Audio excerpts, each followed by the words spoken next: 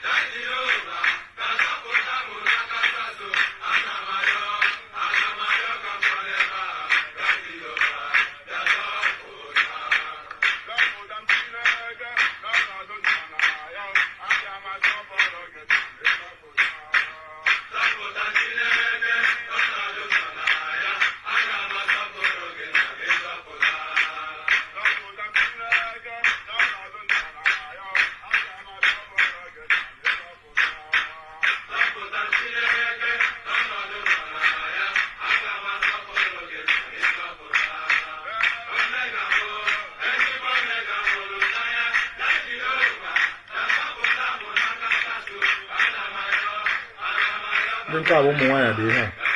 One more wire there, huh? One more wire. Yeah, one more wire. You see that? Yeah, one more wire. And the king one after. If we even can negotiate how one more wire. The hand you watch like a video and no play where one more wire potalo. Go on where one wire on this struggle. Nda abonde no na Nigeria, no na Igbo. Nda. Oh, hama. Na ka apafufu. Ihe ni na anyị na-eme. So in the nature video no more than each other or even below baby. A mad that no more in when chegali me more big again. You have Omoazi, Nabambo. He tried this when well on wine and Igbo. On that, no about the main freedom fighters and well, and Igbo. If you are not having feelings about these people, it means you are not a human. Bikuno. Never your fable, Nkugibeg, Baralo, Simon Ekpa nkwugide gị gbaghalụ. O nwere anybody nọ na this struggle nkwugidelu gbaghalụ mama kpọrọ gị iyi for the sake of these people, for the sake of nda, sake of these people. If you don't know, for the sake of nda no. Ịmana etu ndị anọ ihe ebe ụmụgo ndị egbugoro egbu, ụmụ ndị nọ n'ime prison as I'm talking now.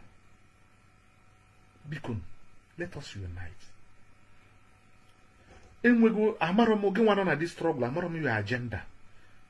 I believe that some of us not here just to make money. But while we are making that money, Luther, lives are stakes. Onye ọbụla ịmara ihe na-eweghị iwe butuo. Let us come together. Together. It matters. Ndị Fulani, they are together. You never see them fight for one day. But ndị Fulani, then let me show you the reason why I'm saying this. Ndị Fulani, they are together. I believe this picture, onye ọbụla afụghị. This man not here, were bandits. Today, many with uniform. He promote to gear, near to uniform. You follow? So what are we doing? Forget Makandi politicians. Forget because of our leaders. When we are 100% united, to just on a telephone, you say, I just never want to poor. Only the rebagasi the open. Because Obuo get that place. In the next Obuo get 5 minutes. 500,000 people are pulled way out from that position on there. So all I want be here, our freedom. Lieutenant Nande Kano, us no why you get disappointed, and I am going to disappointed. Or maybe 3 months or 4 months Nande Kano so when I day to Bikono Chike Doziemu Kunu Nina went on a DOS. Ndị nọkwa n'at of DOS. Onye ọbụla o Chike Doziem bụ onye isi. Onye ọbụla kpọọ ọnụ meeting ka unite ya. Kpọọ ọnụ meeting ka unite ya. For more here, I will not attack anybody again. But nke ọbụla ị mere, mma abịa here with onu ọma. Gwa gị sị gị, ihe anyị mere, ịdali ya, na enya, na ihe kwesịrị ime, na ihe na-ekwesịrị ime. Nkwucha ya njebe. Nkwuo ya, do not attack me. Just also reason with me. Lieutenant ndị nọ na ana Igbo. Many of us nọ na abroad. Ka anyị na-elote ndị nọ na ana Igbo. Ọkwa ndị anwa bụ the real freedom fighters. So. Bụrụ ndị ga-eso n'ịkpa udo. Eso na ndị ga-eso na ntisa. Onye ọbụla onye ọsọ gị wụlụ. At the end of the day, I got ndị dị out to restore Biafra. And I got ndị dị out to sell our people. I got ndị dị out for money interest. Ekwuchana m ka ọra m n'ọnụ. Nlọrọ ọdọrọ mma. Obi juru m oyi. Coupled with this video. This video anụnwa. Ị na-enecha this video anụnwa now. Ọ bụrụ na gị nwa na onwe gị. Na o nwere anything. Na o nwere ihe. Na o nwere ka obi si wee shake gị na this video. Video anụnwa ndị anụnwa na-agụ egwu. Na-agụ egwu na ya. Ọ bụrụ na o nwere ka obi si wee shake gị, it means na o nwere ihe ga-emenata n'ụwa ka ị nwee human feelings. Biko na ụmụnne m. If somebody na-atakụlụ mmadụ na this struggle, gwa onye ahụ si anya make a point ya gbazia nkịtị. People are watching. When I see you trying to destroy this struggle, I will make my point and let you be. No more insult. Ụmụ nwaanyị nọ na America, onwe onye mkpalele, asị m biko unu gbaghalụ. Unu niile gbaghalụ unu.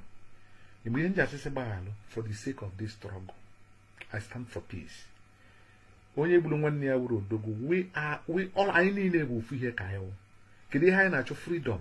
Ịsache ime obi gị, ọ bụ na truly no freedom ka ị na-achọ, make peace first. Then o nwere ebe ọ ga-awa oluo. If you refuse to make peace, now people will see it that you are the devil. For me, I stand for peace now. No more attack on anybody. Bikunu. I know it one no ha long lolo odoroma. Bikunu. Do. Because this struggle, I feel when at this struggle, it will affect my Mr. Right, my Mr. Wrong. Only obuna ga know there. Or only you, even your future generation ga know there. Ndị Fulani the United, Wagner time shall come where Boko Haram Fulani herdsmen will be president in this country. On a menanya ayenabo. Only in the custom now be bandits. Email about 2 or 3 or 5 months ago. Today, all will go a rank officer. So how do we promote ourselves? I will peace and the unity will gather. Apart from this, I'm not involved. I came from a very poor family. In my town, my family was one of the poorest in my town. So I learned a lot of things from my mother. Because I know how she raised me up. She taught me how to respect and how to reason at the right time. And I always do that. But sometimes, due to hot temper, we can still vomiting some certain words. But Solo among of those who will be for peace and the progress of our people. They won. Yamalonya wanamma. Nkonyi chipalo. Yazelo. Call them. My wonderful people, welcome back. As you don't watch that video, please, I want you to share this video as many as you can, and do not forget also to subscribe to this channel. My people, if you are Biafran youth, stay away from this their army. It will not bring any good for you, because when you join the army, time is coming for us to defend our own land. Who is going to defend our own land for us? So guys, please take this information and share this video as they hot, and let me know what you think for waiting this our brother talk. Say may everybody come together, may they fight this fight once and for all. So drop your own opinion in the comment section as they hot.